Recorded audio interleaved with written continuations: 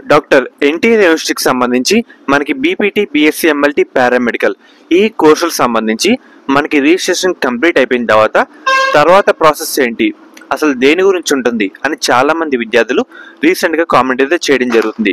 So మనకి ముఖ్యంగా మీ అందరికీ ఒకటి చెప్తున్నాను, మనకి రిజిస్ట్రేషన్ కంప్లీట్ అయిపోయిన తర్వాత మనకి దేని గురించి ఉంటుందంటే వెరిఫికేషన్ అన్నమాట. మీరందరూ అప్లై చేస్తుంటారు, రిజిస్ట్రేషన్ కూడా కంప్లీట్ చేస్తుంటారు. ఎంతమంది విద్యార్థులు అప్లై చేశారో వాళ్ళ ప్రతి ఒక్క డాక్యుమెంట్ పిన్ టు పిన్ మనకి ఏంటంటే వెరిఫై అయితే చేసుకుంటూ రావడం జరుగుతుంది. సో అన్నీ కరెక్ట్గా ఉన్నాయా లేదా, ప్రతి ఒక్క ఇన్ఫర్మేషన్ అంతా కరెక్ట్గా ఉందా లేదా, డాక్యుమెంట్ క్లియర్గా ఉందా లేదా, విజిబుల్గా ఉందా లేదా, సో ఏమేమి అప్లోడ్ చేశారు, ఏమేమి చేయలేదు, సో మొత్తం వెరిఫికేషన్ అయితే జరుగుతూ ఉంటుంది. మనకి ఇంకా పూర్తిగా వెరిఫికేషన్ అయితే స్టార్ట్ అయితే అవ్వలేదు అన్నమాట. ఎందుకంటే మనకి రేపటి వరకు టైం అయితే ఉంది అప్లై చేసేందుకు. రేపు అయిన తర్వాత మళ్ళీ నోటిఫికేషన్ ఎక్స్టెండ్ చేస్తారు. ప్రతి సంవత్సరం రావడం జరుగుతుంది. సో చూద్దాం ఈ సంవత్సరం ఏమవుతుందో. మనకి ఎక్స్టెండ్ చేసిన తర్వాత అందరూ అప్లై చేసిన తర్వాత రిజిస్ట్రేషన్ మొత్తం క్లోజ్ అయిపోయిన తర్వాత అప్పుడు ఫుల్ఫిల్గా వెరిఫికేషన్ అయితే స్టార్ట్ అయితే కావడం జరుగుతుంది. సో అప్లై చేసిన ప్రతి ఒక్క స్టూడెంట్ డాక్యుమెంట్స్ మొత్తం వెరిఫై చేసుకుంటూ వస్తారు. సపోజ్ మీరు ఎలా చెక్ చేసుకోవాలంటే మన పోర్టల్ అయితే ఉంటుంది కదా, మన కోర్సులకు సంబంధించి వెబ్సైట్ అయితే ఉంటుంది కదా, మీకు వెబ్సైట్ లింక్ కూడా ఒకసారి డిస్క్రిప్షన్లో ప్రొవైడ్ చేస్తాను. ఓపెన్ చేసిన తర్వాత లాగిన్ అయితే అవ్వాలన్నమాట. మీ యూజర్ ఐడి, పాస్వర్డ్ ఎంటర్ చేసి, క్యాప్చా ఎంటర్ చేసి లాగిన్ అయిన తర్వాత మనకి పైన సర్వీసెస్ అనే కాలంలో అప్లికేషన్ స్టాటస్ అయితే ఉంటుంది అన్నమాట. దాని దగ్గర అందరి సక్సెస్ అయితే ఉంటుంది.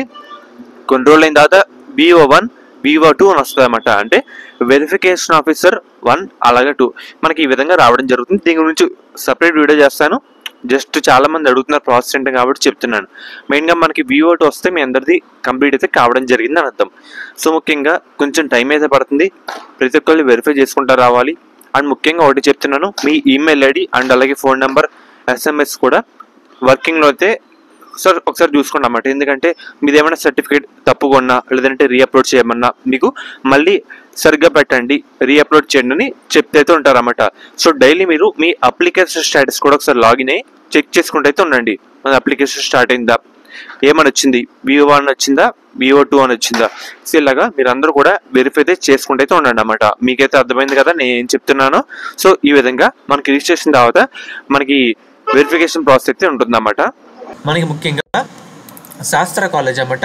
ఈ కాలేజ్ అయితే మనకి నెల్లూరులో అయితే ఉంది. వీళ్ళు ప్రొవైడ్ చేసే కోర్సుల విషయానికి వస్తే కనుక B.Pharmacy, ఫార్మాడీ, ఫిజియోథెరపీ, నర్సింగ్. మనకి గవర్నమెంట్ అందించే 38,000 ఫీజు రియంబర్స్మెంట్ కాకుండా 20,000 కట్టి మనం ఈ కాలేజ్లో జాయిన్ అయితే అవ్వచ్చు. మనకి ముఖ్యంగా మేనేజ్మెంట్ సీట్స్ కూడా అందుబాటులో అయితే ఉన్నాయన్నమాట. మనకి మెయిన్గా 100% ప్లేస్మెంట్స్ అసిస్టెంట్ అయితే ఉందన్నమాట. మీరు డైరెక్ట్గా దీంట్లో ఒకే క్యాంపస్లో వేరు వేరు బిల్డింగ్స్లో అయితే ఉన్నాయి. అమ్మాయిలకి సేఫ్టీ పరంగా శాస్త్ర college of pharmaceutical science for women అనే కాలేజ్ అయితే ఉంది. అండ్ అలాగే మనకి కోఎడ్యుకేషన్ కూడా ఉందన్నమాట. మీకు నచ్చిన దాంట్లో జాయిన్ అయితే అవ్వచ్చు. మీకు ఎటువంటి డౌట్ ఉన్నా డిస్క్రిప్షన్లో ఒక నెంబర్ అయితే ప్రొవైడ్ చేస్తాను. ఈ కాలేజ్ అయితే మనకి నెల్లూరులో అయితే ఉందన్నమాట. డైరెక్ట్ అయితే జాయిన్ అవ్వచ్చు. అండ్ అలాగే ఒకసారి మీకు అయితే స్క్రీన్ మీద చూపిస్తానమాట. మీకు ఎటువంటి డౌట్ ఉన్నా స్క్రీన్ మీద కనిపిస్తున్న నెంబర్కి ఒకసారి కాంటాక్ట్ అయితే అవ్వండి. వాళ్ళు మిమ్మల్ని గైడ్ చేస్తారు. A to Z ఇన్ఫర్మేషన్ వాళ్ళైతే చెప్తారన్నమాట. శాస్త్ర college of pharmaceutical science for women. College code విషయానికి వస్తే SPSW. కోఎడ్యుకేషన్ కూడా ఉంది. కాలేజ్ కోడ్ విషయానికి వస్తే SC1 SPRC.